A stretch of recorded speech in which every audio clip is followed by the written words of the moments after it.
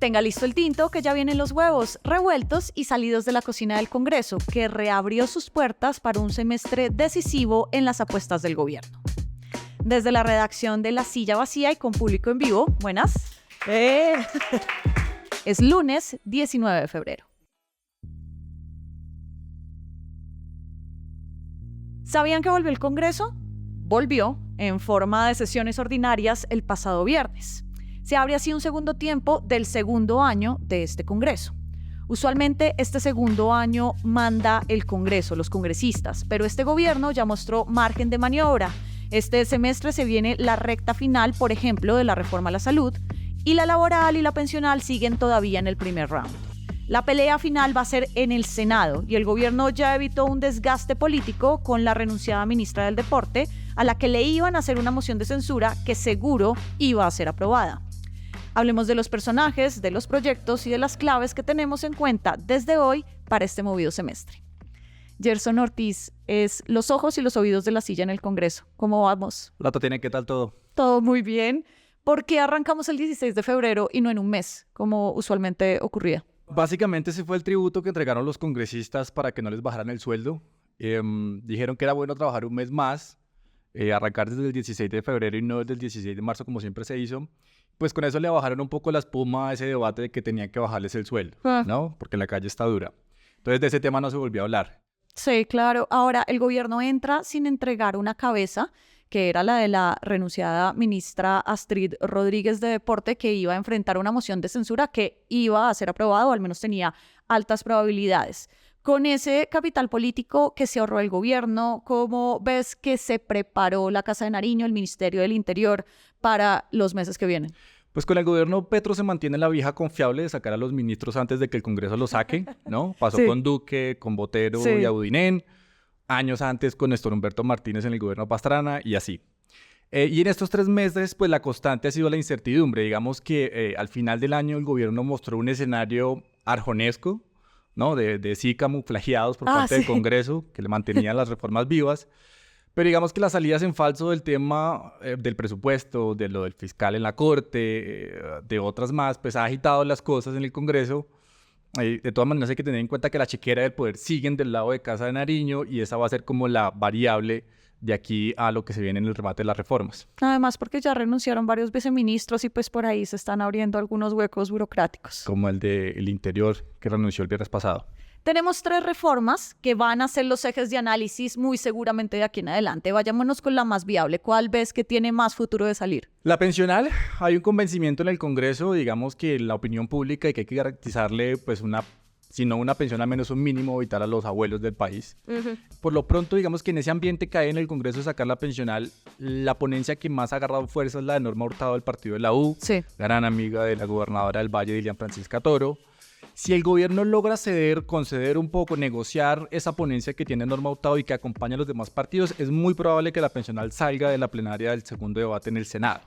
Saliendo del Senado, con tiempos poco apretados, digamos que tendría un camino abonado porque en Cámara los números favorecen más al gobierno. Digamos que esa es la reforma que podría tener luz de aquí al 20 de julio. ¿Y cuál va a ser a la que más le vamos a poner la atención, sobre todo por lo que va a pasar en Senado?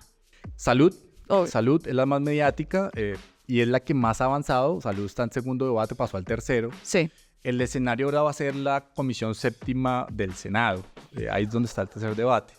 Allá cada voto va a contar, por eso vamos a tener mucho los ojos sobre esa comisión, porque son 14. El gobierno necesita mínimo 7 votos para garantizar que pase la reforma de la salud ahí. Pero para garantizar eso, pues ya otros senadores han mandado mensajes, ¿no? Senadores de partidos tradicionales. Sí. Le pongo un ejemplo. Nadia Ablel, conservadora, partido que le está haciendo de alguna otra manera contrapeso al gobierno Petro, semana pasada organizó 2 foros sobre la reforma de la salud en el Bolívar, en el Eso departamento puede de ser ellos. normal. Puede ser normal, pero también es mandarle un guiño de venga, abramos el debate y que mi gente los escuche a ustedes y ustedes convenzan a mi gente de que la reforma es buena. Nadia Ablel hace parte de la Casa Ablel, que es una de las fortines políticos más importantes del Caribe, y los Blel mantienen una buena conexión con el gobierno Petro. Fíjese, por ejemplo, que la dirección de Cor Magdalena es de los Blel y el gobierno Petro la respetó, le dio continuidad al que venía ahí.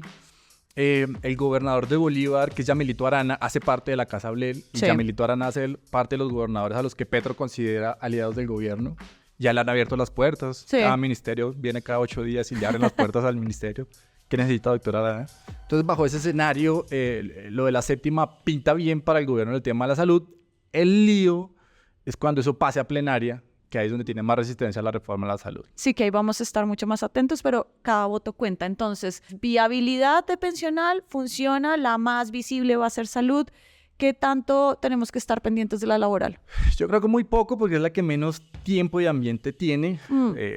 Tenemos el antecedente de que la economía no fue la mejor el año pasado.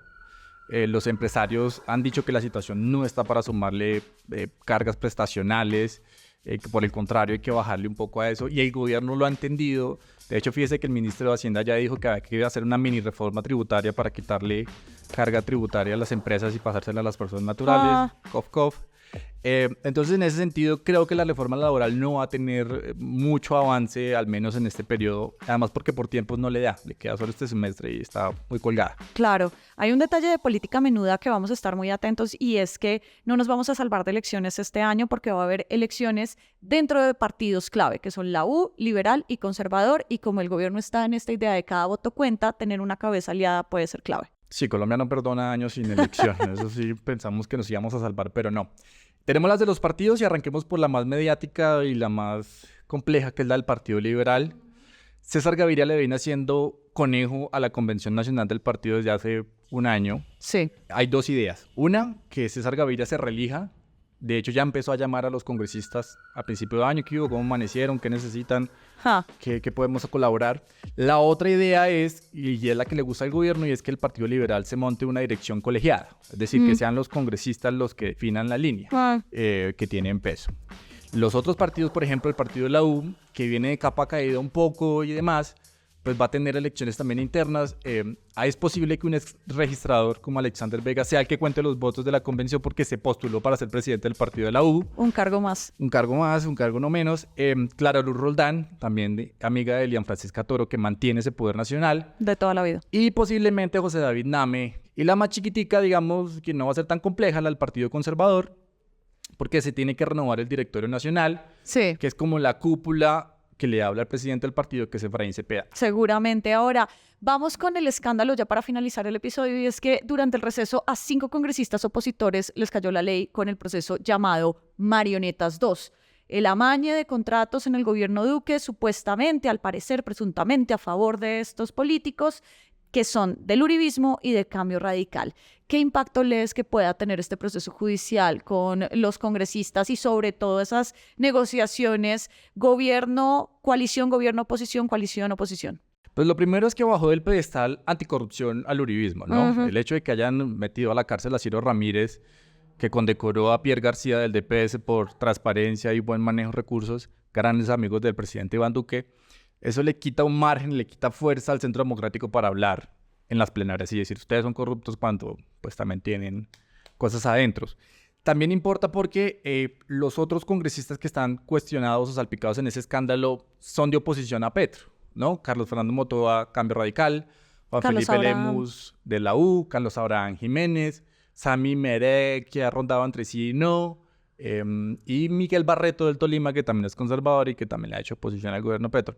Ahí pasa una cosa interesante, y es lo que hablamos al principio, Tatiana, de cada voto cuenta, y es que si a estos senadores les llegaran a comprobar algo y los capturaran, por ejemplo, pasaría ahí es que se empieza el debate de si aplican la silla vacía. Es decir, que estas curules quedan huérfanas mientras se le define la situación jurídica, y esos son 5 votos menos para la oposición. Claro, y para el quórum. Y para el quórum. Entonces, digamos que en eso también hay que estar muy pendiente. Va a ser un factor clave en este congreso que arranca. Gerson, mucha suerte cubriéndolo. Muchas gracias por pasar por acá. Gracias, Tatiana, por la invitación. Esta semana estaremos pendientes de la nueva ronda de votación en la Corte Suprema, de la próxima fiscal general, de la elección del nuevo presidente de la Federación de Departamentos y, claro, del arranque en el Congreso. Toda la movida de poder está ya al aire en lasillavacía.com, en las redes y en el en vivo. Y por acá cada mañana estará calientito su desayuno político favorito. Si quiere pasar por acá como nuestro público en vivo, tome nuestro curso de cómo hacer un podcast. Los detalles están en la descripción. Y con la producción de Fernando Cruz y Juanita Escobar, yo soy Tatiana Duque. Nos escuchamos mañana.